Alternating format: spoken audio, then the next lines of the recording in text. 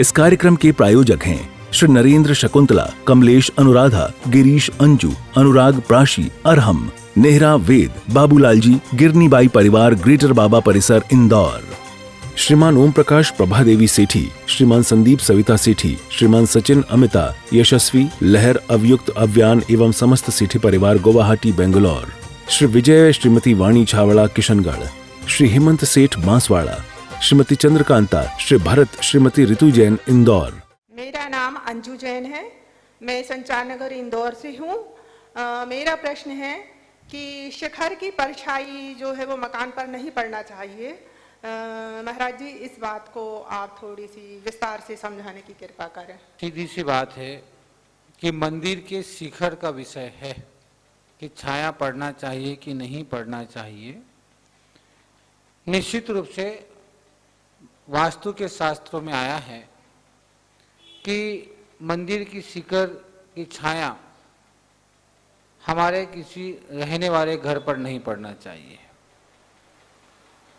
और कहीं जगह ऐसा वर्णन भी आया है कि 12 बजे के पहले पहले की नहीं पड़ना चाहिए, 12 बजे के बाद की पड़ती है तो उसका इतना दुष्परिणाम नहीं आता है। अब कहीं अब शास्त्र हैं, वास्तुशास्त्र अपना अपना उन्होंने उसमें चिंतन दिया है, पर अगर कुल मिलाकर के अगर हम इस पर चर्चा करें तो शिखर की छाया घर पे नहीं पड़नी चाहिए। उसके अलग अलग दुष्परिणाम बताए हैं कि घर में रोग, बीमारी, कहीं जगह धन की हानि, कहीं जगह तो मृत्यु तक का वर्णन उन्होंने शास्त्रों में कर दिया है। तो कोशिश करें कि ऐसे मकानों में हम रहें नहीं, ऐसे मकानों में हम प्रवेश नहीं करें, और हमारे मकान बनने के बाद अगर मंदिर बन रहा है तो अगर हम में शक्ति और सामर्थ्य है तो हमें निश्चित रूप से घर छोड़ करके अन्यत्र चले जाना चाहिए। और नहीं स्थिति है, नहीं परिस्थिति है तो हम खूब ज़्यादा जिनेंद्र भगवान की जाप करें, आराधना करें, उपासना करें, तो निश्चित रूप से कोई न कोई सतमार्ग हमें दिखाई देगा जिससे हम उस शिखर की छाया के दोष से बच जाएं और अपना जीवन व्यतीत कर सकते हैं। नमस्ते महाराज जी, मेरी समस्या अपनी समस्या के इसके ऊपर ही है कि आजकल मनुष्य के जीवन में समस्या अधिकतर लगी रही है, लेकिन उस समस्या को हम तपस्या में कैसे बदलें महाराज जी? थोड़ा सा इस पर विस्तार से बताएं। समस्याएं और समस्या को कैसे समाधान करें, समस्या का नाम नहीं बताया है, सिर्फ समस्या कही है। तो हमारे आचार्य भगवंतों ने हर समस्या का एक अलग अलग उपाय बताया है, एक अलग अलग उसका समाधान बताया है। और अगर हमें आहार देने में, पूजा करने में, धर्म के काम में अंतराय कर्म आ रहा हो कि हम करना चाहते हैं फिर भी हम नहीं कर पा रहे हैं, तो हमें दान की प्रवृत्ति को बढ़ाना चाहिए। दान, लाभ, भोग, उपभोग, वीर्य, ये अंतराय है 5 प्रकार का। तो दान में अगर हम देख रहे हैं कि हम दान करना चाहते हैं पर दे नहीं पा रहे हैं, कोई न कोई अंतराय आ रही है। धर्म, पूजा करना चाहते हैं, पूजा करते करते भी हमारे भाव नहीं भी बन पाते हैं, हम करना चाहते हैं तो हो नहीं पाती है, हम पहुंच नहीं पाते हैं, तो उसके लिए हमें सबसे प्रथम नमोकार मंत्र की 1.25 लाख, 2 लाख, 5 लाख जाप का संकल्प करना चाहिए। क्योंकि धर्म के काम में जब अंतराय कर्म आती है तो निश्चित रूप से कोई न कोई पाप कर्म का उदय है, और उस पाप की निर्जरा की है नमोकार मंत्र की आराधना विधि पूर्वक, सावधानी पूर्वक। हमें जैसे शास्त्रों में विधि, कौन सा कपड़ा पहनना चाहिए, कौन सा आसन होना चाहिए, कितना बड़ा आसन होना चाहिए, उसकी आसन की आय क्या होना चाहिए, कौन सी दिशा में बैठ करके करना चाहिए, तो वो सब प्रमाण हमारे शास्त्रों में आया। पर वो समस्या किस चीज की है? अगर आपको धर्म के काम में समस्या आ रही है तो ईशान कोण में खड़े, ईशान कोण में बैठ करके पूर्व की ओर बैठ करके नमोकार मंत्र की जाप करना चाहिए कि धर्म के काम में जो विघ्न आ रहे हैं वो दूर हो जाए। अब इसी प्रकार घर की बहुत सारी समस्याएं होती हैं हमारे यहाँ, अंतरंग क्लेश भी होता है, आपस में मन मुटाव भी होता है, पति का मन होता है कि धर्म इतना क्यों करती है और हमारा मन धर्म का होता है। तो निश्चित रूप से ऐसे समय में भी हमें अपनी बुद्धि का उपयोग करके, और बुद्धि का उपयोग ऐसा नहीं कि झगड़ा करके, बुद्धि का उपयोग ये करें कि हमें सबसे पहले अपने जीवन साथी को समझाने का, मनाने का पुरुषार्थ करें, और उसके बाद भी न माने तो भी हमें सबसे प्रथम उनके अनुरूप चलने का पुरुषार्थ करना चाहिए। और उसके बाद भी अगर मैं मेरा धर्म नहीं छोड़ सकती हूँ तो हमें घर छोड़ देना चाहिए, माता जी के पास कहीं आश्रम में हमें चले जाना चाहिए। तो जैसी समस्याएं हैं वैसा वैसा शास्त्रों में वर्णन किया गया है। पर धर्म के काम में कोई विघ्न आ रहा हो तो निश्चित ईशान कोण में बैठ करके पूर्व की उधर मुख करके, और हमें 1.25 लाख 5.25 लाख जाप का संकल्प करना चाहिए, दीपक लगा करके, धन किए हैं तो प्रिय कपड़े पहन करके करें, और अन्य अन्य लोगों के ये जैसे जैसे उपयोग में हो उनका उपयोग हमें करना चाहिए। और इतना भी नहीं कर पाए, आपका मन है कि मेरी समस्या का हो जाए, तो फिर हमारी आकांक्षाएं, हमारी इच्छाओं को छोड़ दें कि जैसा घर में चल रहा है उसी में मैं रहने का पुरुषार्थ करूंगी, तो सारी समस्याएं अपने आप समाप्त हो जाएगी। गुरुदेव, मेरा एक प्रश्न है, जैसे ईश्वाकार पर्वत की स्थिति के लिए मुझे थोड़ा कंफ्यूजन है। माता जी के विधान में उसकी वर्णन आया था, कहाँ पे है ईश्वाकार पर्वत और उसमें कितने अकृत्रिम जिनाल है? जैसे जम्बूद्वीप है, घातकी खंड और पुष्करार्थ। तो घातकी खंड में और पुष्करार्थ में दो ईश्वाकार पर्वत हैं कि वो घातकी खंड को पूरब और पश्चिम भाग में बांट देता है। वो कौन? ईश्वाकार पर्वत। तो वहां पर 4 अकृत्रिम चैत्यारे हैं, 2 घातकी खंड में और 2 पुष्करार्थ में। अपन कल जो चर्चा हो रही थी, प्रश्न था, तो उसमें 4 है, तो 2 किसमें हो गया? घातकी खंड में जो ईश्वाकार पर्वत है और पुष्करार्थ में जो ईश्वाकार पर्वत है। तो ऐसे 4 अकृत्रिम चैत्यारे कहाँ पर होगा? ईश्वाकार पर्वत में। तो 2, एक कौन से खंड में हो गया? घातकी खंड में, और एक पुष्करार्थ में, है ना। तो इस प्रकार से कहाँ है? तो मध्य लोक में ही है ना। और मध्य लोक में घातकी खंड में और पुष्करार्थ में ईश्वाकार पर्वत हैं, और वहां पर 2 यानी कितने हो गए टोटल? 4 अकृत्रिम चैत्यारे हैं। नमोस्तु गुरुदेव, मेरा नाम संजीव जैन है। मेरी एक्चुअली एक विचार भी मान लो या समस्या भी, कि जो हमारे जितने भी मुनि संघ के साथ जो मुनि नहीं रहते हैं, आरिका माता जी नहीं रहती हैं, उनके लिए जैसे कोई ऐसी उनकी एज हो जाती है, तो ऐसे उनके लिए क्या व्यवस्था होनी चाहिए समाज की तरफ से जो उनके लिए उत्तरदायी हो?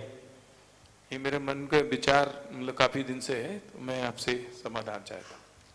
देखें कि जो मुनि लोग साधना करते हैं और बाद में एक एज हो जाती है, या कोई बुढ़ापे में भी दीक्षा धारण करते हैं, तो ऐसे कहीं संघ हैं जो बुजुर्गों को संभाल कर रखते हैं, उनकी समाधि कराते हैं, उनको संयम की पालन कराते हैं। बहुत सारे संघ से, चाहे वर्धमान सागर जी के पास चले जाओ तो वहाँ कई बुजुर्ग साधु हैं और उनको विहार भी कराते हैं, जैसी उनकी परिस्थिति होती है उनका संयम निभाते हैं, उनके समाधि मरण भी कराते हैं। अभी रास्ते में भी 1-2 समाधियाँ उनकी हुई, अपने एक छोटे अपने ये धार के पास भी एक समाधि हुई विहार में। एक इधर राजस्थान में पहुंच रहे थे, बॉर्डर पर भी एक महाराज की समाधि हो गई है। तो संघों में ऐसी अवस्थाएं हैं। आचार्य सुनील सागर जी के पास हम देखें तो बुजुर्ग हैं वहाँ पर। आचार्य सुनील सागर जी के संग में तो बहुत सारे बुजुर्ग मिलते थे। तो उन संघों में आचार्य विराग सागर जी के पास भी बहुत सारे साधु थे, तो वहाँ रहना चाहिए। और नई अवस्थाएं हों तो निश्चित रूप से हमने मंदिर बहुत बनाए हैं। अब हमें एक तीर्थ समाधि स्थल तीर्थ बनाना चाहिए। मेरे मन में बहुत समय से था कि समाधि स्थल जैसा बनाना चाहिए कि बिल्कुल जंगल में हम 10-20 कमरे बनाए, कोई एक छोटी सी प्रतिमा एक कमरे में रख दे, इसको चैत्यालय के रूप में हो, और जिन साधुओं को अंतिम समय में साधना करनी हो और कुछ युवा साधु वहाँ पहुँचे समय पर और उनकी आराम से समाधि मरण कराए और उसी क्षेत्र में 2-4 बीघा में छतरी बनाए और उनका वहाँ दाह संस्कार जो हम कहते हैं अग्नि संस्कार हम करें। तो ऐसा एक तीर्थ समाधि तीर्थ जरूर होना चाहिए, क्योंकि बहुत सारे ऐसे व्यक्ति भी हैं कि जिनको दीक्षा तो लेना है पर ज़्यादा चल नहीं सकते हैं, जा नहीं सकते हैं, बाकी सब चीज़ें हैं। तो ऐसे साधुओं को दीक्षित ऐसे लोगों को दीक्षा दे करके ऐसे स्थानों पर रखना चाहिए। तो ईश्वर आपका कदम जरूर बढ़ना चाहिए। अगर आपका कदम बढ़ता है तो हम सब लोग आपके साथ में हैं, और एक समाधि तीर्थ बनना चाहिए जहाँ जा कर के श्रावक हो, चाहे मुनि हो, चाहे अरिका हो, चाहे छोलक हो, उनकी समाधि मरण हमें कराना चाहिए। कई बार दीक्षा के बाद स्वास्थ्य भी खराब हो जाता है कि जवान साधु भी होते हैं पर चल नहीं पाते, किडनी खराब हो गई है, एक्सीडेंट हो गया, कई समस्याएं होती है। तो फिर ऐसे साधुओं को समाज बरोबर व्यवस्था तो नहीं करता, ये बात तो पक्की है, उसमें कोई शंका नहीं है, बराबर कोई व्यवस्था नहीं करता है। तो ऐसे समय में हमें ऐसे समाधि तीर्थ की रचना जरूर करना चाहिए और आप कदम उठाएं, हम आपके साथ में। ओम नमः। नमोस्तु महाराज जी, नमोस्तु महाराज जी, नमोस्तु महाराज जी। मेरा एक छोटी सी समस्या कि सम्यक दृष्टि जीव क्या नरक गति और त्रियंच गति में जाते हैं क्या? सम्यक दृष्टि जीव अगर पहले नरक गति का बंद हो गया है और बाद में सम्यक तो प्राप्त किया है तो नरक जाना पड़ेगा, पर सम्यक दर्शन होने के बाद और सम्यक दृष्टि को नरक गति का बंद नहीं हो सकता है ना? क्या समझे कि अगर पहले नरक गति का यानी आयु का, गति का मतलब आयु का बंद हो गया है, नरक आयु का बंद हो गया है, तो वो फिर सम्यक दृष्टि हो चाहे तीर्थंकर प्रकृति का बंद हो तो भी उसे जाना पड़ेगा। और उसका उदाहरण है रावण, तीर्थंकर प्रकृति का बंद है पर पहले नरक आयु का बंद किया तो नरक में अभी है। तो निश्चित रूप से सम्यक दृष्टि जो है वह नरक आयु का और तिरंच आयु का बंद नहीं करेगा, पर पहले बंद कर दिया है और बाद में सम्यक तो हुआ है तो निश्चित रूप से उन्हें जाना ही पड़ेगा। ओम नमः। नमोस्तु महाराज जी, नमोस्तु नमोस्तु नमोस्तु। मेरी जिज्ञासा है कि निदान बंद कब होता है और चारों गतियों में होता है या मनुष्य गति में होता है? और मतलब यदि अपन जो जीवन भर पाप पुण्य के जो क्रियाएं करते हैं या पाप पुण्य जो बंधता है तो उसका क्या होता है? फिर यदि निदान बंद जो कर लेते हैं तो वो ही उदय में आता है अगले भाव में, तो फिर अपने पाप पुण्य का क्या होता है? देखो, कर्म बंध किसी को छोड़ता नहीं है, तुम कुछ भी करो, पर आपने अगर कोई कर्म बांधा है, खूब धर्म कर रहे हो, खूब पूजा पाठ करो, फिर जाकर के बाहर जाके गलत करोगे तो सब धुल जाएगा। जो कर्म बनना है, जो बाहर काम किया उसका कर्म अपना बंधेगा।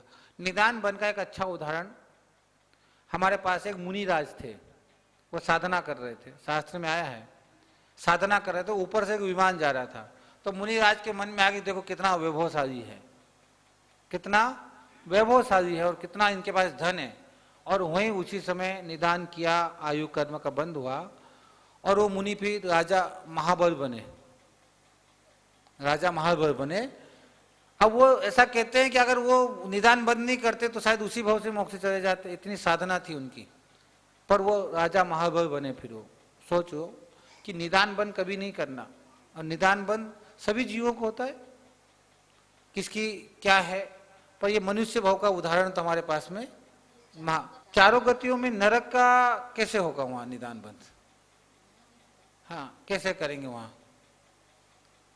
तो अभी तक जो प्रमाण अपने पास आया है, जो हमने पढ़ा है, वो प्रमाण निश्चित रूप से यहाँ का मनुष्य का तो हमारे उदाहरण में है ही। तो निदान बंद हम करते हैं। और कर्म बंद की बात है, अगर कर्म की दृष्टि से उसको देखें तो चारों गति में कर सकता है, क्योंकि कर्म तो कर्म ही है, कहीं भी निदान कर सकता है, कभी भी कहीं भी वो निदान बंद करके, और उस निदान की रूप, निदान का मतलब धर्म का काम कर रहे हैं,